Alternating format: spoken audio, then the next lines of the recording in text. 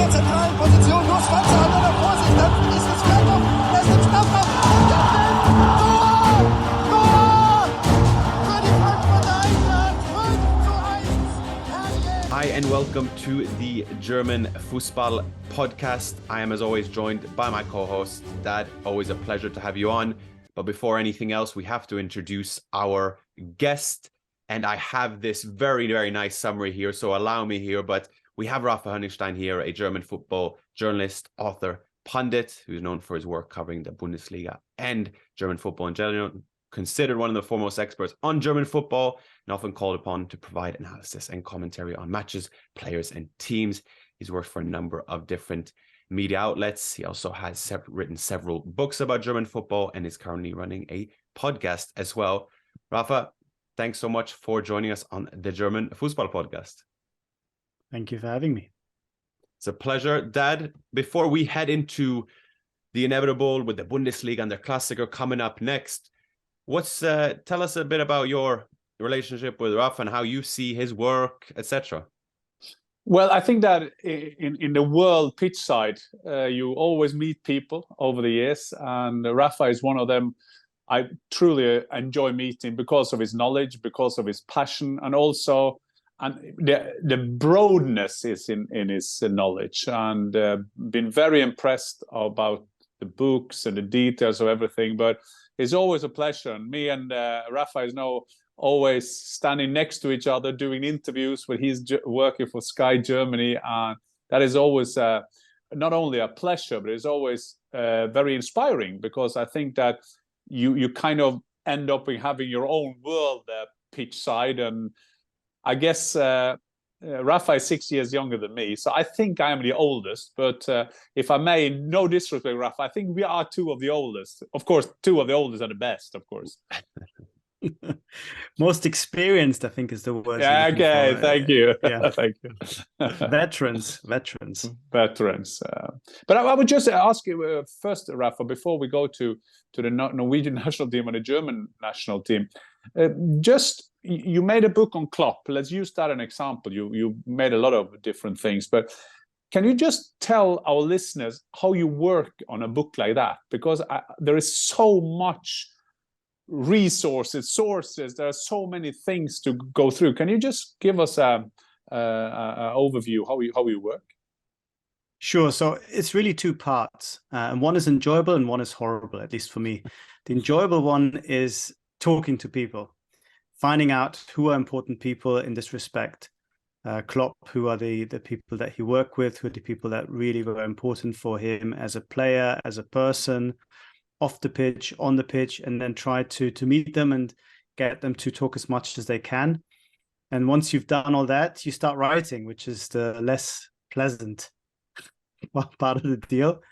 I usually write during, times when I have other work. So you end up writing like from 5 o'clock in the morning to 7, and then a weekend. So it's not fun, but it is fun once the book is done and you hold it in your hands and you can put it on the shelves. Looking forward to maybe another project, but it's too early to tell at the moment. So I'll keep you posted once it's confirmed. And if I may, Markus, before you can take it, because we have to talk about that interview, because Rafa did one of the German football's breaking news. But there are like interviews that comes out. It was exclusive. You were there with Manuel Neuer.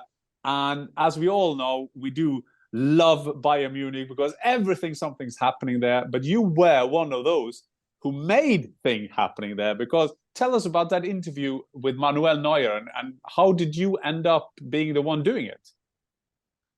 I think I was just the medium in this interview. I was just the middleman. Manuel Neuer clearly had some things that he wanted to get off his chest. He talked to me and to Philipp Seldorf from Süddeutsche Zeitung, a really esteemed colleague of ours, fantastic writer. He knows Philipp Beck from his days at Schalke, because Philipp does a lot of Schalke stuff. And of course, Manuel Neuer was there, an important player. And Manuel really opened up to us, which was great. And we knew, I think, that it would make some pretty big headlines, but we also, I think both me and Philipp tried to treat the subject with sensitivity and not to sensationalize anything that he was talking about. But still, it was inevitable that there was going to be big waves and a big noise, a wall of noise emerging from this interview. But I think the fact that it's quietened down a little bit shows you that maybe after the initial brouhaha, when you look at the substance of what he said, is maybe not quite as dramatic and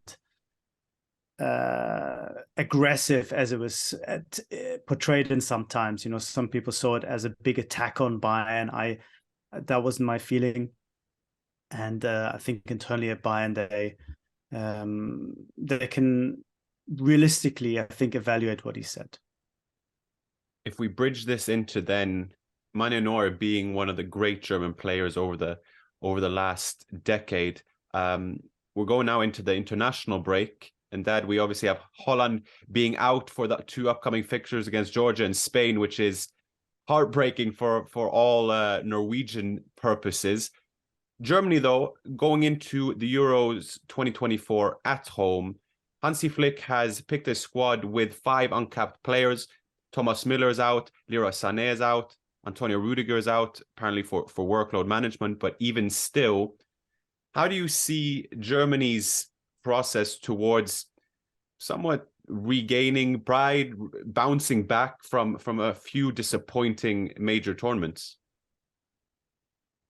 Yeah, it's a difficult balancing act for Hansi Flick. I think he wants to show with good results, good performances, that the World Cup, and certainly what happened against Japan was just was a blip, was an accident, was not really reflective of this team. At the same time, he wants to test 1 or 2 new players with a view of integrating them for 2024 next year. And also perhaps send 1 or 2 messages to 1 or 2 players to maybe try a little bit harder or show more consistency. Only he will know whether Leroy Sané and Niklas Süle, for example, were left out because they have too much going on anyway, or because Flick wanted to basically say, you know, I'm watching you carefully, you need to do better. It's very hard to tell because I think he could have left out other players as well. 1 or 2 people in Germany were a little bit unhappy with some of the novices that he picked, thinking that they didn't really warrant inclusion and Flick was being too experimental. So I guess the job of the national team coach is not to make everyone happy. It's impossible. We just have to hope that Flick has a very clear idea of what he wants his team to look at when it really gets down to it in June 2024.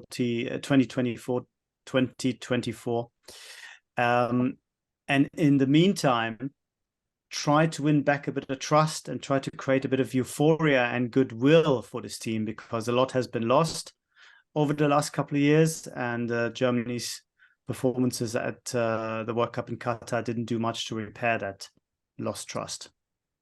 And if I may say, Marcus, and what Rafa is saying is you have to win some trust back.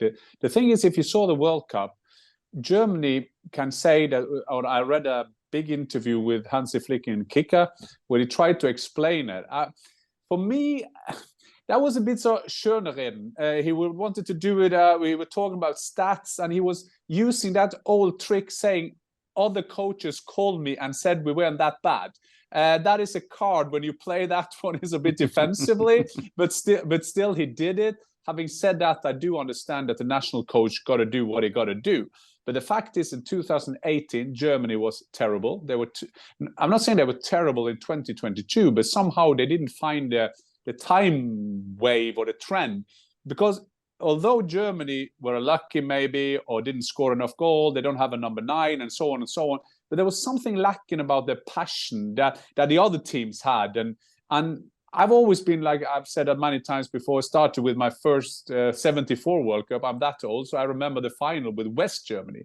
So I'm so desperate for them to do well.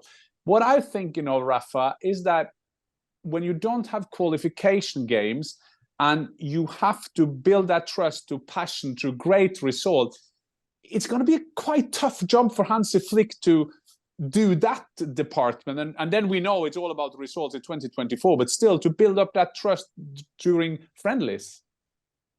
Yeah, it's really difficult. I think especially this round of games is difficult because you know that especially the Bayern players, but also the Dortmund players have so many big games coming up. And then you play Peru, and then you play Belgium, and Belgium themselves have bigger games coming up. You know, this is a friendly for them as well. So I think it's going to be hard. I mean, Joshua Kimmich made all the right noises, the new captain for the time being, saying, no, there's no such thing as friendlies. We want to win every single game.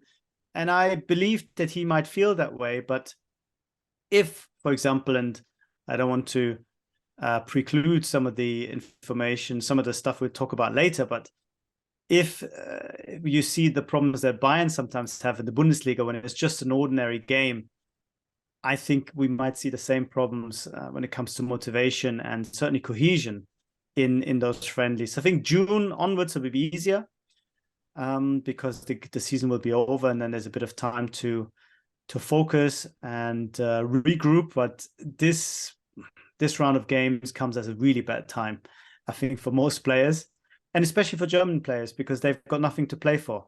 You don't even have that pressure that comes from having to qualify, all the pressures in terms of the performance. But I think people are quite realistic, and they understand that it's not going to be so easy for the team to suddenly switch a switch, flip a switch, and suddenly start playing really well.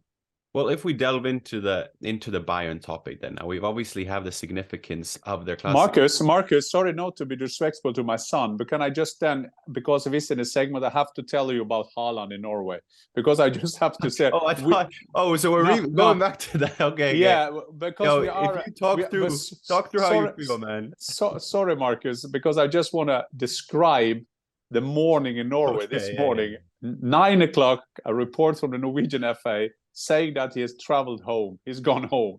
And I swear to God, it took me 5 seconds. I saw him Saturday after the game. He looked forward to the game. He wanted to go down, play in Spain. Everything was okay. He looked brilliant, scored 8 goals in 122 minutes. And everybody was so optimistic about a new qualification game. And I was, for 5 seconds, thinking that it was the 1st of April. I mean, there's some days coming. I thought it was April Fool Day. I thought that is a bad joke. And the national coach, it was a state emergency. They had a press conference, and he said that the doctor called him up and said that Erling can't play because he got a groin injury and he has to go home to get treatment. So at midnight, Erling Haaland came to the national coach's room, and he was very depressed. I can't help the team. I have to go home. And Ståle Solbakken, the national coach, I tried to say everything. I knew that if I got Erling on my side and say, yeah, but let's go to the doctor and tell him to sod off, then he will have done. But he said we couldn't do that. And now he traveled home. And the funniest thing I saw, because everybody is frustrated, not at least the team and the player, but it's like all the fans think it's the worst thing is for them. And even worse for the journalists. You can imagine all the journalists in Spain. So there was this journalist who was so mad when he heard that what happened, that he punched a finger and broke his hand. So you can just imagine what's going on in Norway. That's it, Marcus. I won't say anymore. I won't interrupt you anymore. Please go Bayern. I'm glad you were able to kind of make it a kind of a talk through the pain a bit with us, to share that kind of pain. We regroup, we focus, and we go optimistically into the next 2 games. Nothing is lost. We still have a few other players to rely on, but obviously a huge loss. But going from Haaland to his former club, Dortmund, Bayern, or Bayern Dortmund, which it will be, the Klassiker. Now, I don't want to grab a headline here, but this is for the both of you. Is this the biggest game in years in the Bundesliga? What's coming up now? Without a doubt, I don't think we'd be exaggerating or lying to say that this is the biggest game. The last really big game was in 2018-19, when Bayern and Dortmund were sort of head-to-head at the same stage in the competition. This was under Niko Kovac, where Bayern did their best not to win the league, but they failed. They failed because Dortmund went to Munich, and within, I think, 5 minutes or 10 minutes, they were 1-0 down, and the game finished 5-0 to Bayern.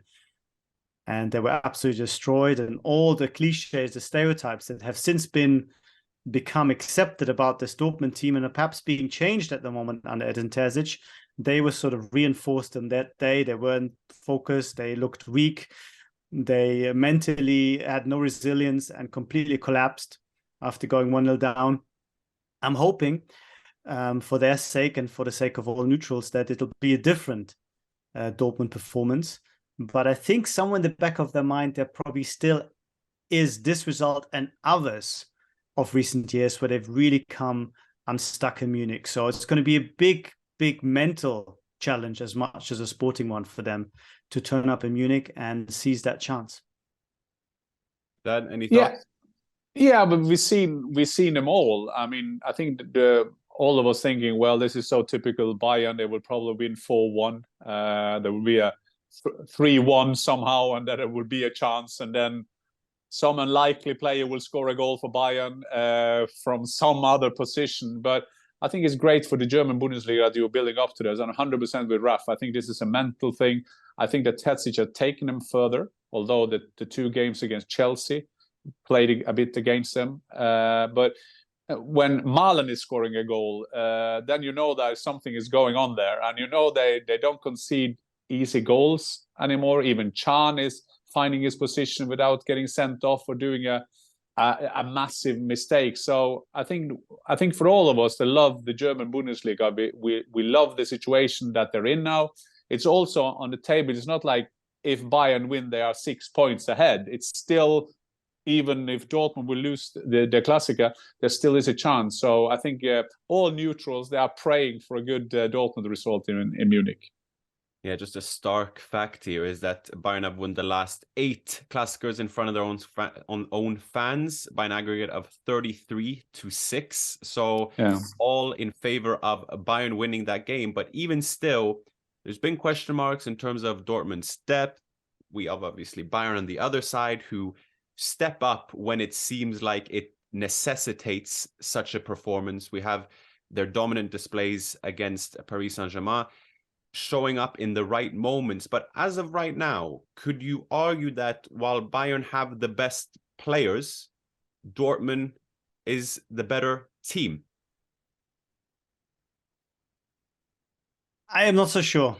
I think Bayern's weakness makes Dortmund look perhaps stronger than they really are.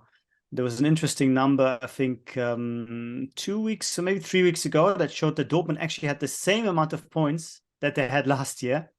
Right. But it looked so much better because Bayern had 6 points fewer. And of course, with Bayern having lost again against Leverkusen, it looks as if Dortmund are very strong. And of course, they have the momentum with their fantastic run in the Bundesliga, especially since the winter break. But I still feel that Bayern, in terms of the squad, in terms of the starting 11, they are one level, if not 1.5 levels above this Dortmund team. Now, the question is not so much what's going on with Dortmund, because I think they're just doing what they should be doing and should have been doing more often, which is to win most of the games against opposition that you'd expect them to win. But what's going on with Bayern?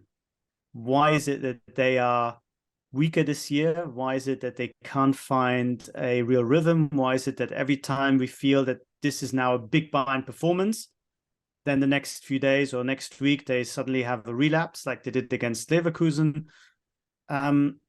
Where is the consistency from this Bayern team? And I'm not sure there are really good answers for this. But of course, from Dortmund's perspective, to bring it back to Dortmund, they're in a position to take advantage. And I think that is something that they haven't been able to do since that Niko Kovac season. And that marks their own progress and that marks an own accomplishment. But they now really, I think, need to take advantage, because it's hard to see, that Bayern weakness going throughout the season. I think they will somehow get it right eventually, even as time is running out. But also, in the long run, I just can't see Bayern having too many seasons like this. So Dortmund should really seize the moment if they can.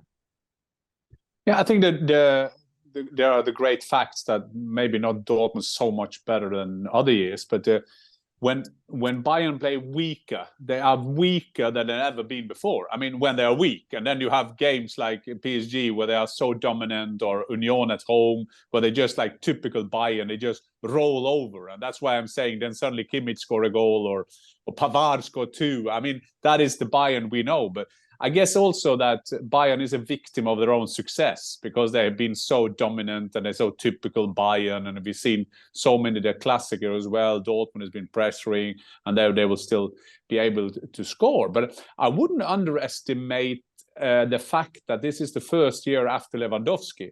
And I'm not saying that Choupo-Moting has done a bad job for them. He has been great. But it's also this Lewandowski goal, this 1-0, these first goals in a game that kind of do something with your team. Is easier when you 1-0 up. So maybe in a after Lewandowski that plays a part, and maybe they need some time to find that. And then of course you have all the media, although half of them are Bayern fan and have their scarves around their neck, but still they would love to see that there's going to be excitement. So every small thing or every big thing is like always big in Bayern. And that's why I love to work in Germany, because in England it's a bit boring in terms of it's only the manager. And I've said this before, but in Germany you have a sport director, vice president, Vorsitzende, team managers, coach, assistant coach, and everybody talk. And then Rafa and all the other journalists, they have 1 or 2 spies in every camp. So that's why it makes great entertainment to follow German football. One of the reasons. And you know, Bayern had a poor performance, but even still shouldn't discredit the fact that Xabi Alonso and Leverkusen were the leading team in that game and got 2 penalties to win the game. For Leverkusen, who now are fighting for those European spots, which is, I mean, they have a very strong squad, so I don't want to overestimate their achievement in the sense that they started the season very, very poorly, but now chasing our beloved Eintracht dad for those European places.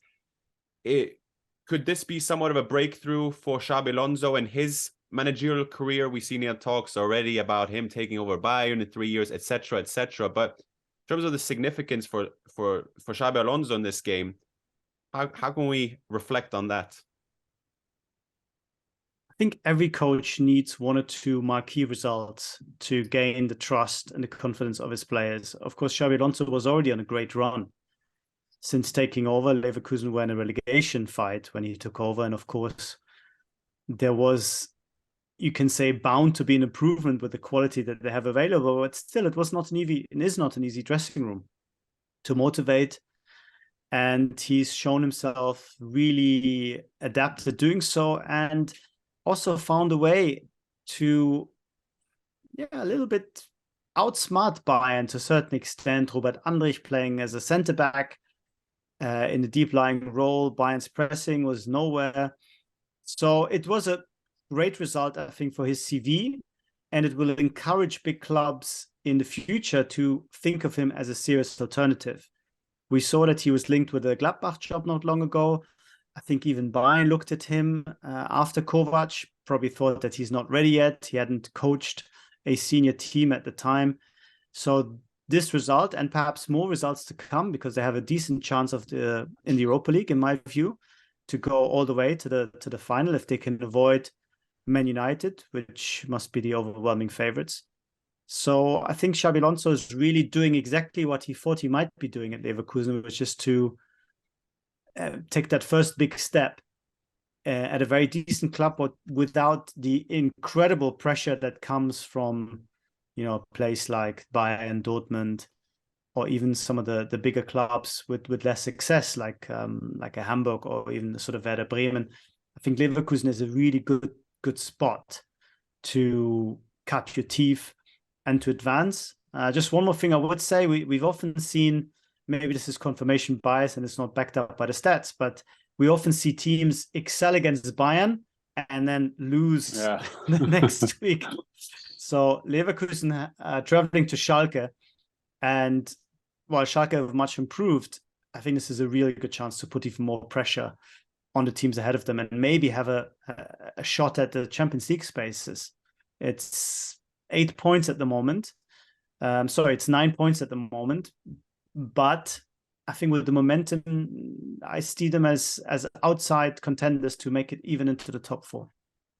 I think that Alonso is with Rafa at a great place. Leverkusen is a good place to be, good organized, good people around him. Simon Rolf, they're a steady leadership that will hopefully give him time. But sometimes we overdo this, how quick they can go to a big club. I mean, it was the same with Company this week, and he's been coach for 5 minutes. And yes, there's a statue outside Etihad for him. But okay, he had to tell Guardiola to stop saying that I'm going to be a City manager one day. I think that Guardiola did it half as a compliment and half making a bit unsteady. I think that Company will somehow end up one day compete with Arteta anyway on that job.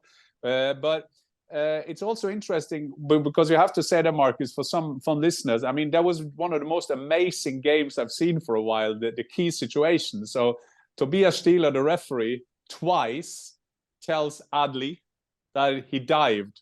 Twice VAR came in, and twice they got a penalty, and twice Palacios made the winners for them. And I was watching this game, and it was not like Bayern were unlucky.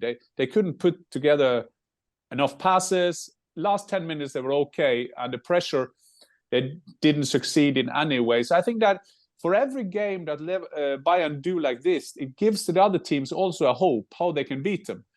So I think that is there's a dynamic from those kind of games. But I think that Alonso should stay there for a while. And for Frankfurt, Marcus, the tendency, so sad. I watched the game as well against Union.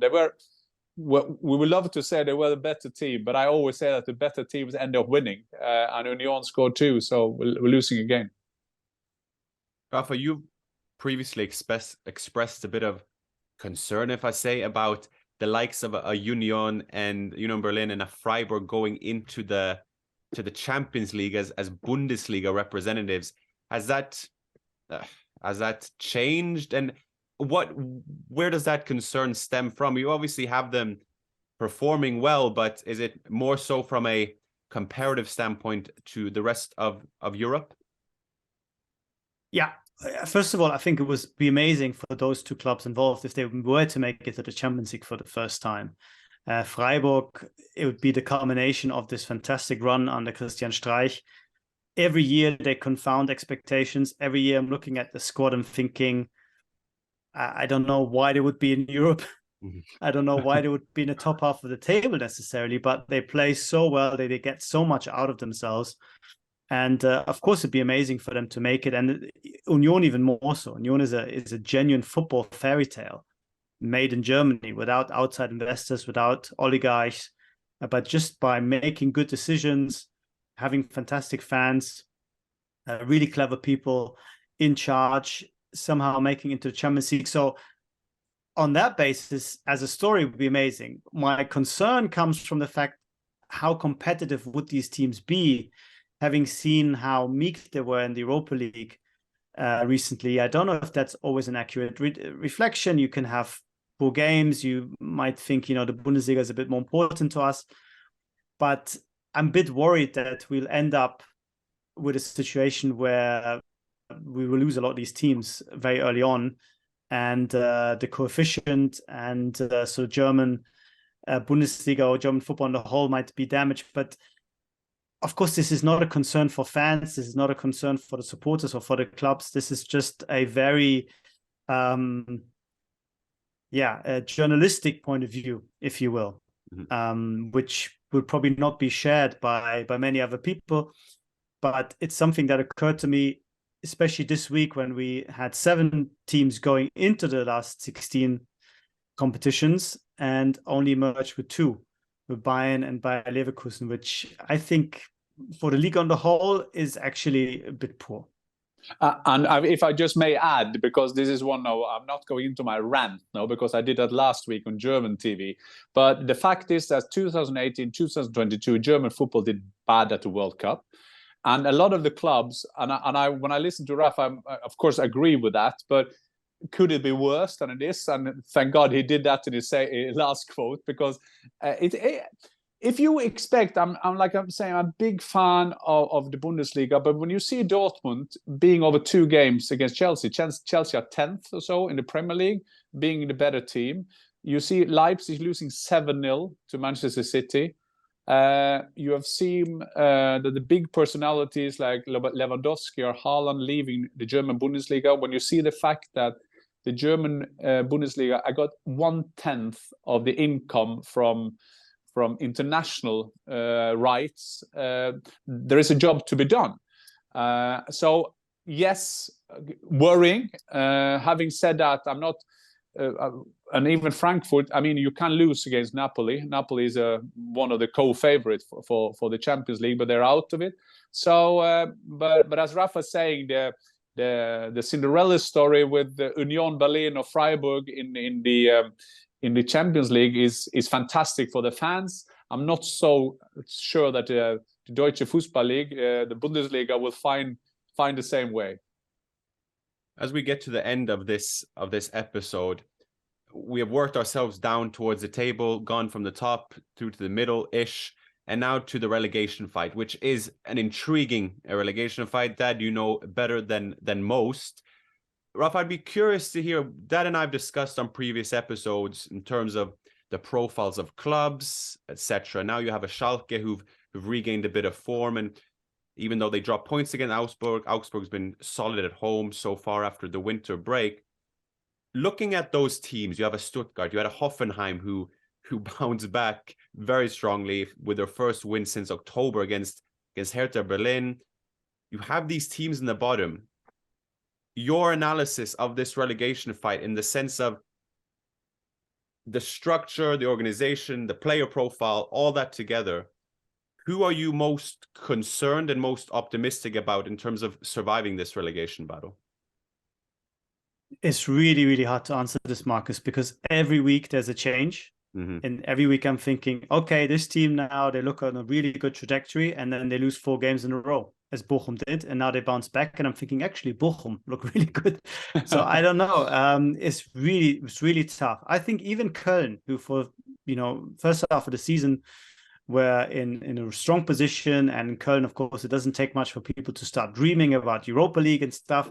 I think they're still with a chance of getting in real trouble here. They're only 6 points clear of the relegation playoff spot, 6 points clear of Schalke in 17th. And the way things have been going for them, I don't know if they're safe. It's very hard. I think if we want to maybe say who is the best prepared team, who's the best prepared club, then I would say a team like Bochum with Lech in charge, they know what they have to do. Mm-hmm.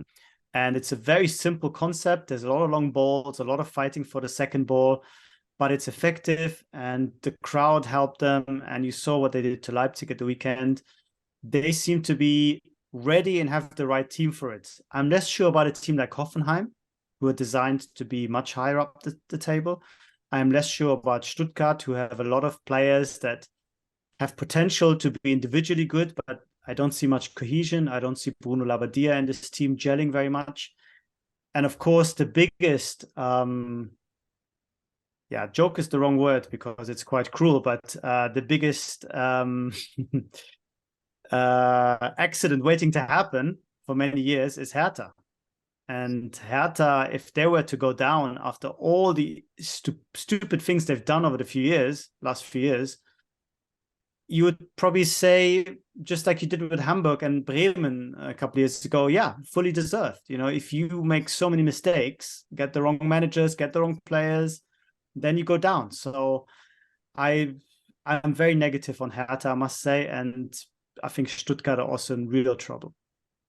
And interesting that Rafa is using those 2 teams, because this weekend I went to see Crystal Palace. They played Arsenal, and suddenly Crystal Palace has, although not in a position in the Premier League, but they're just 3 points over the relegation zone. And I asked Paddy McCarthy, who is now going to be the assistant manager after the 130-year-old Roy Hodgson is back at Palace.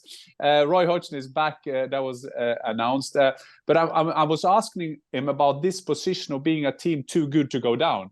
And that is what we're talking about, because I even think that Schalke with Rice, the coach, he knows what it's all about. Maybe Schalke doesn't know, but Rice will do that. There were 3-0 and then he will win a game and do well, surviving good against Dortmund in a Revier derby, and so on. But so, yes, I'm with you that too good to go down is not a good position. But Marcus, I want to end on the Zweite Bundesliga, because here we go again. Hamburg, at the end of the season, they're playing Kiel at home, 0-0.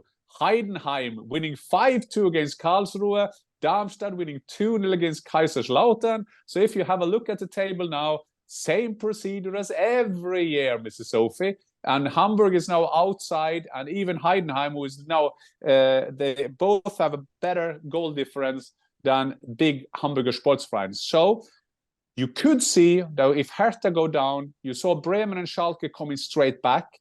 I'm not sure if a team like Herta Berlin go down, that they could end up like Hamburg. So that was all from my Zweite Bundesliga rubric. Yeah, I like the way that you've integrated the Zweite Bundesliga back into it. But there are big clubs in the Zweite Bundesliga, and there are big clubs that risk going down. Gentlemen, thanks a lot. Rafa, thank you for joining us for our episode as our distinguished guest, as we look ahead to this international break, followed by the Klassiker, which is, and you guys said it, the biggest Bundesliga game in years. Thank you. Thank you. Auf Wiedersehen.